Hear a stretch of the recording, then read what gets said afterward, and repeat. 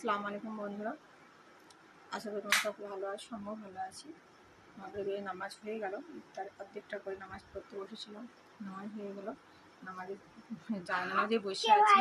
ওই বুড়োটা আমার খুব বিরক্ত করছে, তার জন্য তোমাদেরকে দেখাচ্ছি। আমার কুলে বসে পড়ছে, জানাজে বসে পড়ছে, নামাজ পড়ছে। এটা আমার সারাদিনের সাথী। আমাকে ব্যস্ত করে রাখে সবসময় এই ছেলেটা আমার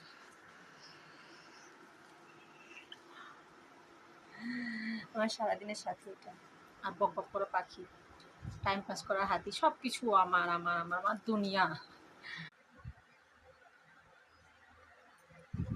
আসসালামু আলাইকুম বন্ধুরা, আশা করি তোমরা ভালো আছো। আমিও ভালো আছি। বসে আছি এখন দোকানে। তো